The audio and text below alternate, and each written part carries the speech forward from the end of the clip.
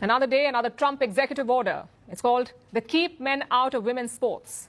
That's what the order is called. It bans transgender women from female sports. Trump says it restores fairness and that the war on women's sports is over. Since returning to office, the US president has moved swiftly to dismantle transgender rights. So this new order is not different. But it has reignited debates, especially on athletic integrity and transgender rights. Supporters say this protects women in sports, but critics believe it fuels discrimination. Yet the bigger question remains, if bans are not the answer, what is? Our next report explores.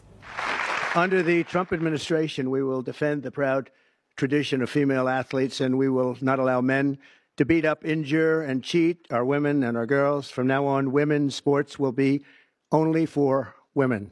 It's so ridiculous. With that, Donald Trump has banned transgender women from female sports. The order takes effect immediately. It applies to high schools, universities, and grassroots sports. Schools allowing trans athletes could face penalties. Violators may even lose federal funding. Now, this order is in line with Trump's previous decisions.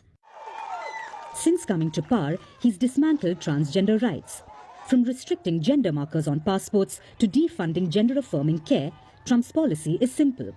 There's only two genders in the United States, that's man and woman. So in recent years, the radical left has waged an all-out campaign to erase the very concept of biological sex and replace it with a militant transgender ideology. You heard a little bit about this, haven't you? Huh? Just a little bit?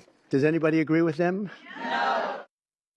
Now, a number of sporting governing bodies have made similar moves, banning trans women from female sports. But those usually have a caveat. It's only if the trans women have gone through male puberty. Advocates supporting Trump say biological differences between men and women provide a distinct advantage, especially to athletes who underwent male puberty. Studies cite that testosterone, bone density and muscle mass give trans women a competitive advantage. On the other side, LGBTQ+ groups argue that Trump's order is not about fairness, but about exclusion and political maneuvering. According to an AP survey, more than half the voters said support for trans rights has gone too far. So this is a political move. For trans athletes, participation in sports is about more than competition. It's about identity, community, and equal opportunity. Less than 1% of the US population over the age of 13 is transgender. An even smaller fraction participates in organized sports. That makes the argument that trans women will take over female sports flawed. Critics also fear the policy could be a slippery slope, including invasive regulations and discrimination against all female athletes, not just trans women. So Trump's ban does not provide a solution. It merely removes transgender athletes from one category without offering them an alternative.